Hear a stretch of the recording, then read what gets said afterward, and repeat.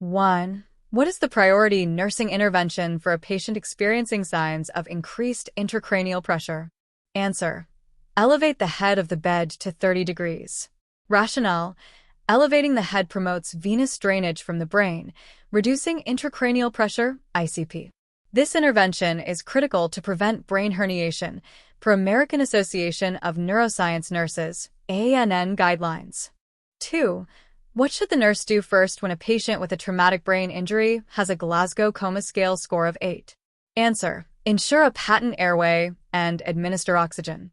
Rationale: a GCS score of 8 indicates severe impairment, with airway protection as the priority to prevent hypoxia, a key contributor to secondary brain injury, per Brain Trauma Foundation guidelines. 3. What is the best action for a nurse when a patient with epilepsy reports an aura? Answer: ensure the patient's safety by lowering them to the ground or bed. Rationale: an aura signals an impending seizure. Ensuring safety prevents injury during a potential seizure, per Epilepsy Foundation guidelines. 4. What should the nurse do when a patient with Parkinson's disease experiences freezing while walking? Answer: encourage the patient to step over an imaginary line or use a rhythmic cue.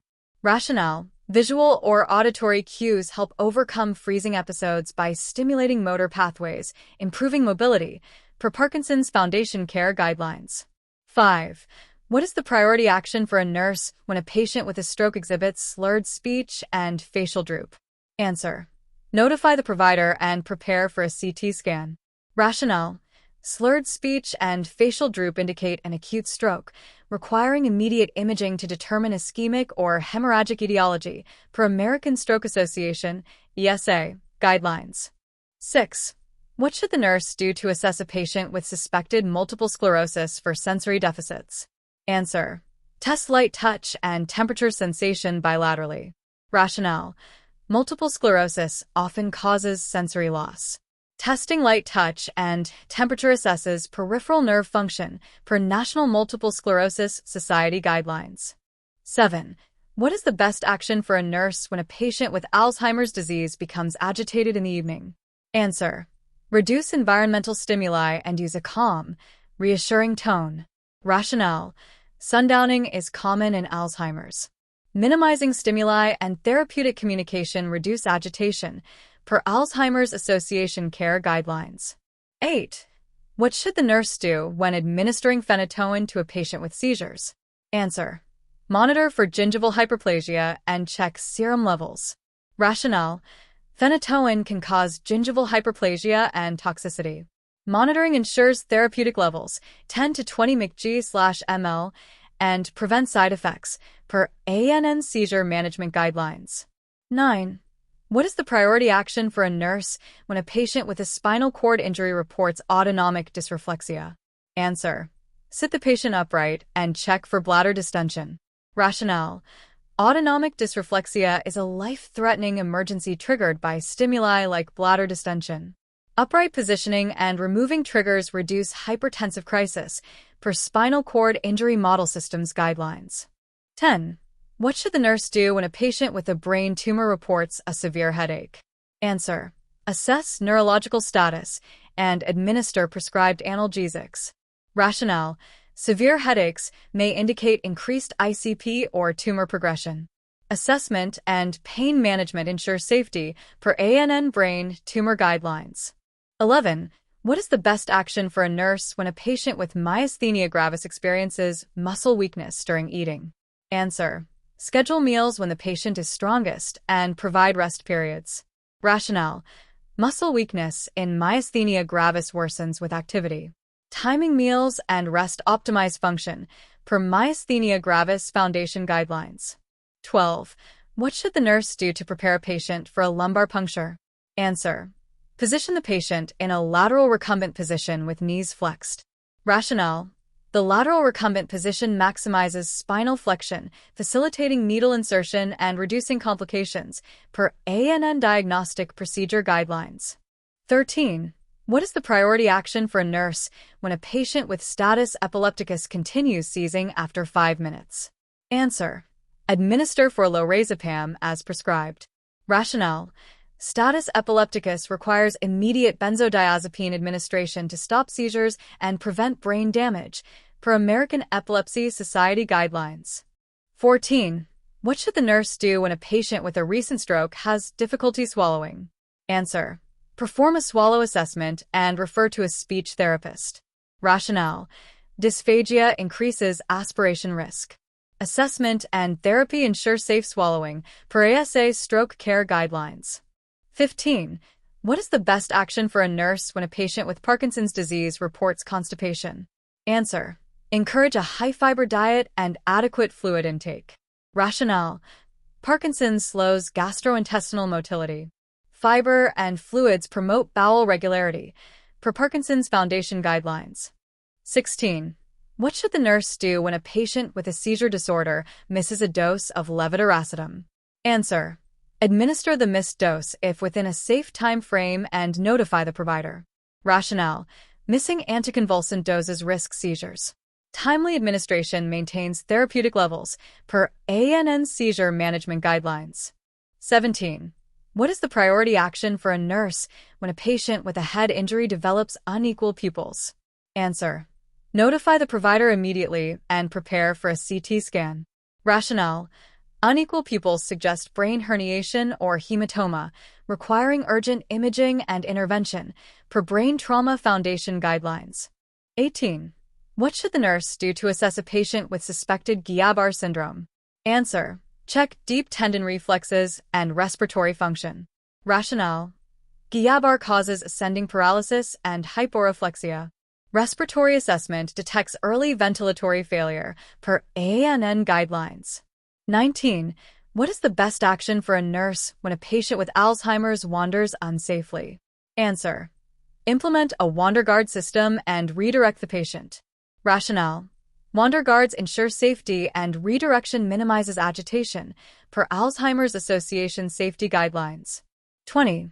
What should the nurse do when a patient with a stroke has expressive aphasia? Answer: use simple questions and provide a communication board. Rationale: expressive aphasia impairs speech.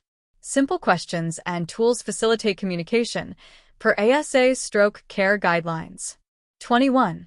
What is the priority action for a nurse when a patient with meningitis reports a stiff neck? Answer: notify the provider and prepare for a lumbar puncture. Rationale: nuchal rigidity is a hallmark of meningitis, requiring diagnostic confirmation and treatment to prevent complications, per Infectious Diseases Society of America guidelines. 22. What should the nurse do when administering mannitol to a patient with increased ICP? Answer: use a filter needle and monitor for signs of fluid overload. Rationale: mannitol reduces ICP but requires a filter to prevent crystal formation and monitoring to avoid pulmonary edema, per ANN guidelines. 23. What is the best action for a nurse when a patient with multiple sclerosis reports fatigue? Answer: encourage energy conservation techniques and scheduled rest periods. Rationale: fatigue is a common symptom in MS. Energy conservation optimizes function, per National Multiple Sclerosis Society guidelines. 24. What should the nurse do when a patient with a spinal cord injury reports a headache and sweating? Answer: check for autonomic dysreflexia triggers and elevate the head. Rationale: headache and sweating indicate autonomic dysreflexia, requiring trigger removal and positioning to reduce blood pressure, per Spinal Cord Injury Model Systems guidelines. 25. What is the priority action for a nurse when a patient with a brain injury has a seizure? Answer: protect the patient from injury and administer prescribed anticonvulsants. Rationale: protecting the patient prevents harm and anticonvulsants stop seizures, per Brain Trauma Foundation guidelines. 26. What should the nurse do to assess a patient with suspected stroke for motor deficits? Answer: ask the patient to lift both arms and legs against resistance. Rationale: motor testing detects hemiparesis, a common stroke symptom, guiding urgent intervention, per ASA stroke assessment guidelines. 27. What is the best action for a nurse when a patient with Parkinson's disease has difficulty with fine motor tasks? Answer: provide adaptive utensils and occupational therapy referral. Rationale: Adaptive tools and therapy improve function and independence, per Parkinson's Foundation Care Guidelines. 28. What should the nurse do when a patient with epilepsy reports drowsiness after taking carbamazepine? Answer: monitor for toxicity and check serum levels. Rationale: drowsiness may indicate carbamazepine toxicity.